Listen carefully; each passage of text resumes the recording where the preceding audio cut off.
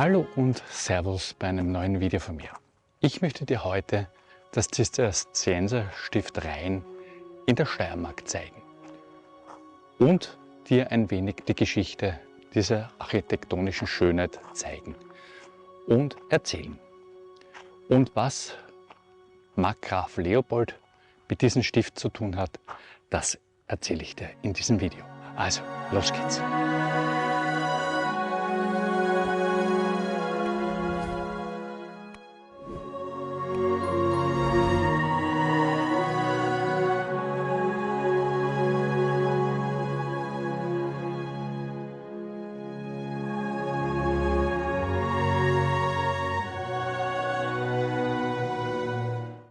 Die Geschichte des Stifts Rain beginnt im Jahr 1129, als Markgraf Leopold I.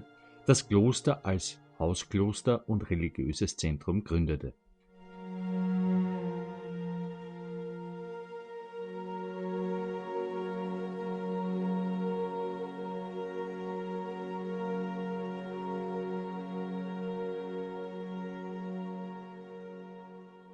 Die ersten Mönche kamen aus dem Kloster Ehrenbach in Bayern. Unter der Schirmherrschaft der Traungauer und später der Babenberger entwickelt sich Rain schnell zu einem wichtigen spirituellen Zentrum.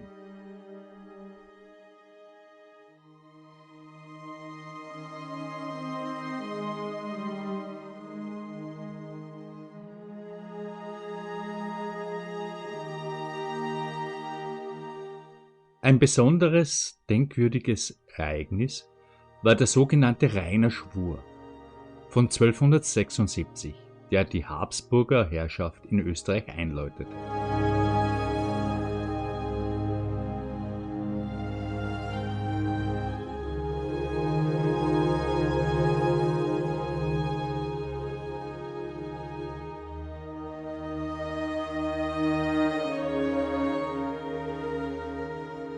In den folgenden Jahrhunderten erlebte das Kloster viele Höhen und Tiefen.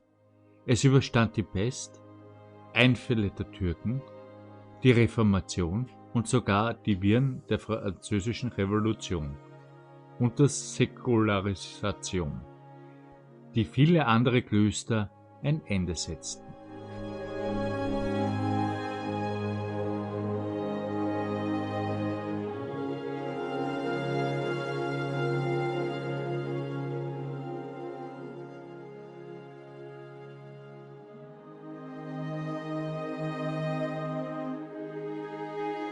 Heute strahlt das Stift Rain wieder in voller Pracht als Zeugnis der Widerstandskraft und des Glaubens der Zisterziensermönche.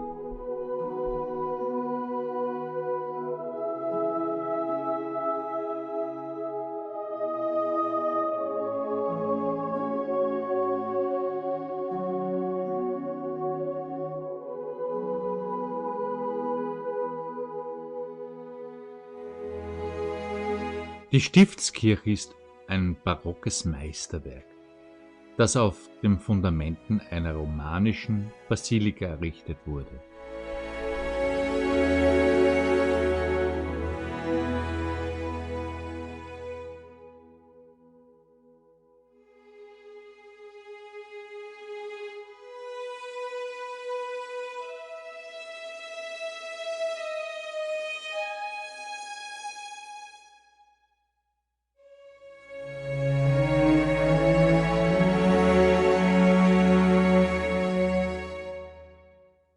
Die Ursprünge der Kirche wurden bereits im Jahr 1140 geweiht und in den Jahren 1738 bis 1747 erfolgte unter der Leitung von Johann Georg Stenck eine umfassende Barockisierung.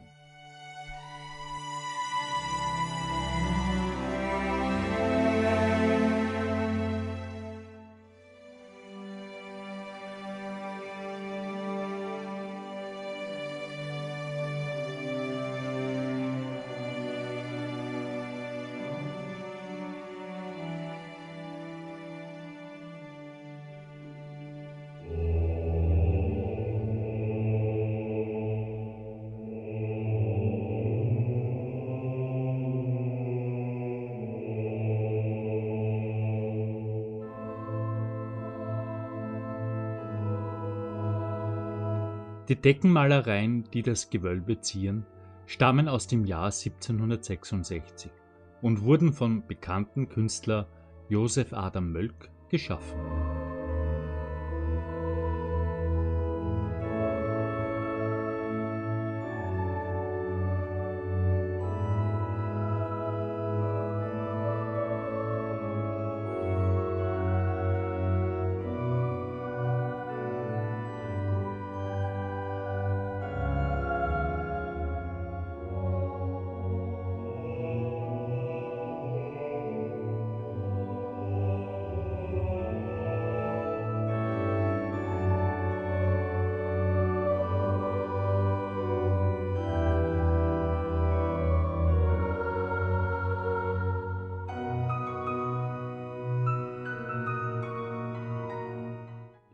Diese Malereien zeigen eine Vielzahl von Szenen, darunter der heilige Benedikt im Sabacchio, die Kreuzversion des heiligen Bernhard und die Gottesmutter Maria als Tempeljungfrau.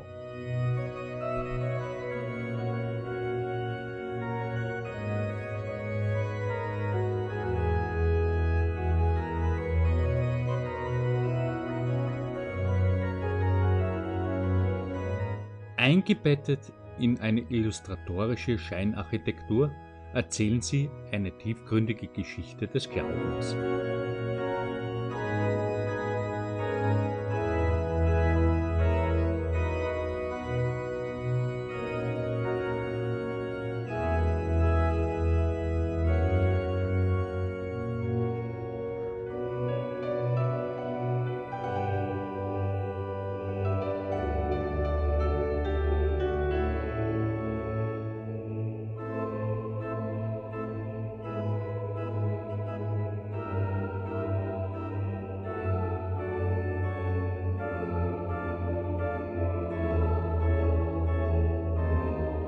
Das Herzstück der Basilika Rainer ist der Hochaltar, entworfen von Johann Georg Stenck.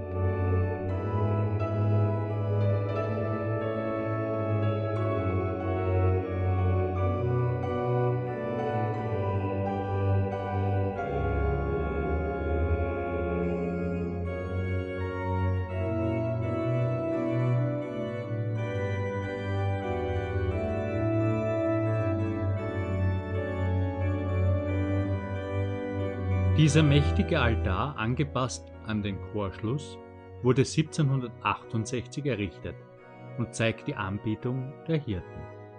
Ein Meisterwerk von Martin Johann Schmidt. Die Statuen, die die Szenen umgeben, stellen bedeutende Figuren der biblischen Geschichte dar, wie Zacharias und David.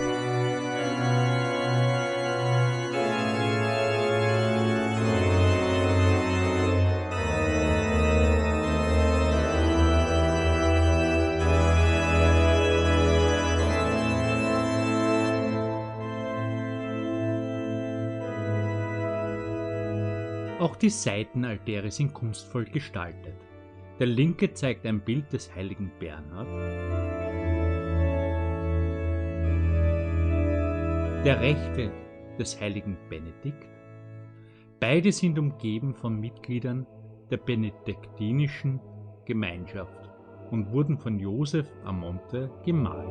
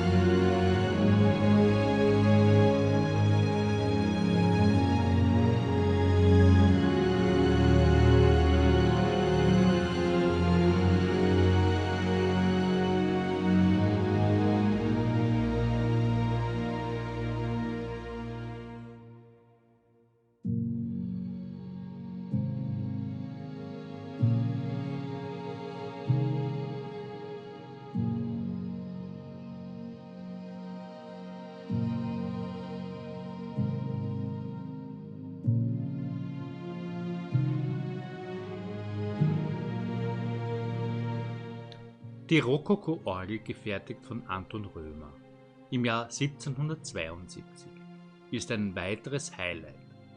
Sie wurde 1963 renoviert, um ihren vollen Klang zu bewahren.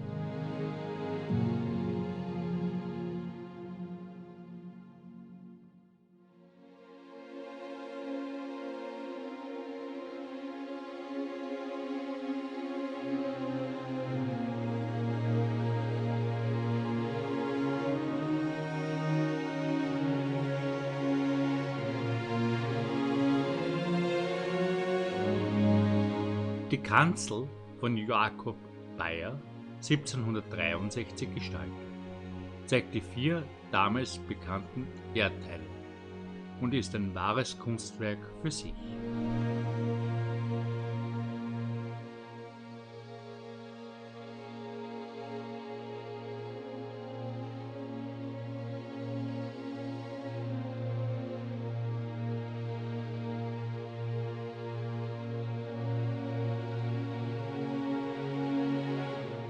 Die kunstvollen Wandmalereien von Josef Adam Mölk, die Szenen aus dem Leben des heiligen Benedikt und des heiligen Bernhard darstellen, sowie die eindrucksvollen Platzgewölbe und Emporen.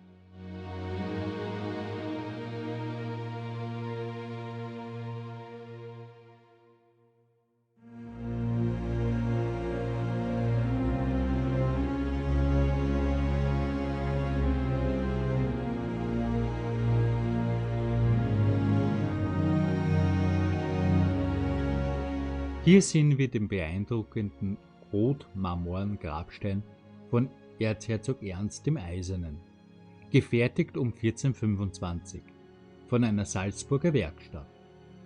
Der Erzherzog, der 1424 verstarb, wird hier in voller Rüstung dargestellt. Auf seinem Haupt trägt er den Erzherzoghut, ein Symbol seiner Macht und seines Ranges.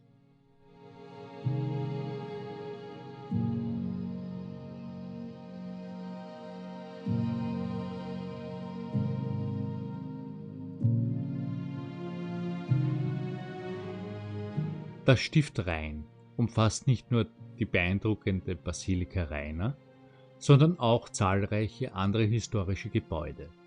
Der neue Konvent, erbaut zwischen 1628 und 1632, ist ein dreischüssiger Flügelbau mit toskanischen Säulenarkaden, die ihm einen einzigartigen Charakter verleihen.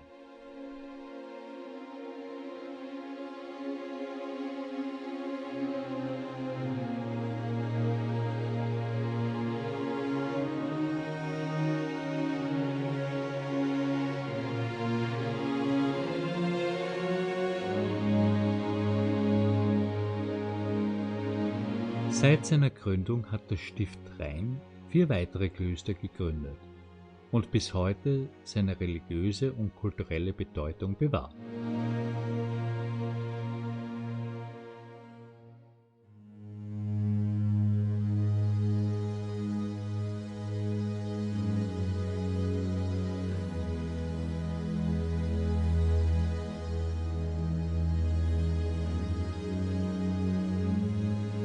Die Stiftsbibliothek mit ihren rund 100.000 Objekten, darunter wertvolle mittelalterliche Handschriften, ist ein Schatz der Wissensgeschichte.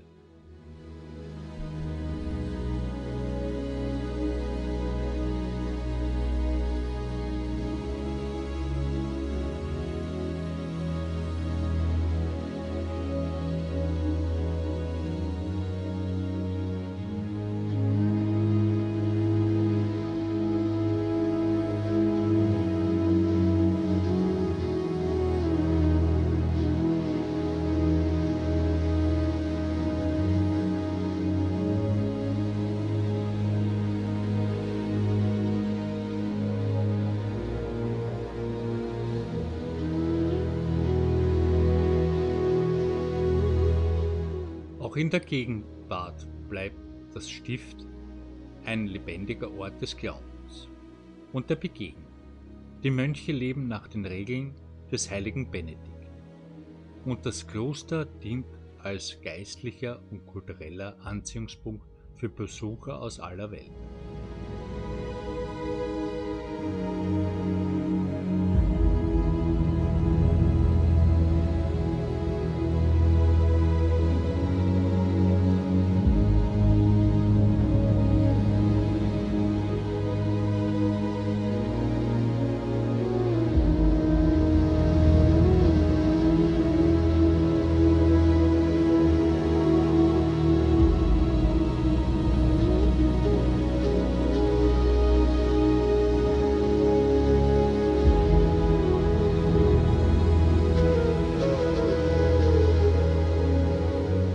Unter der Kapelle wurde bei Renovierungsarbeiten im Jahr 2006 bedeutende Entdeckungen gemacht.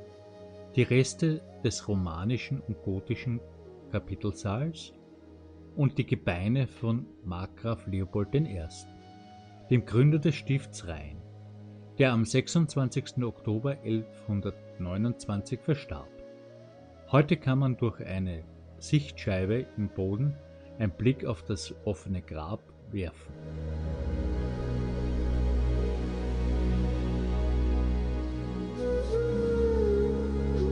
Das Stift Rhein ist ein beeindruckendes Zeugnis der Geschichte, des Glaubens und der Architektur.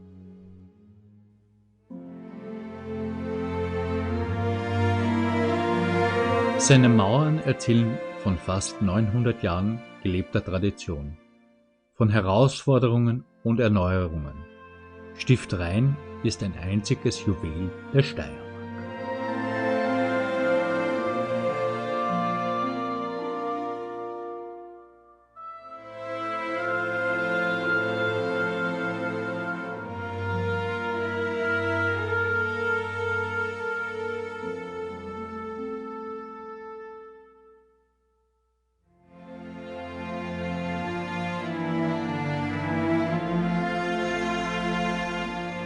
Ja, das war das Video über das Stift Rhein. Ich hoffe, du lässt einen Daumen hoch da und abonnierst meinen Kanal. Somit verpasst du keine weiteren Videos mehr von mir. Ich freue mich bis zum nächsten Mal.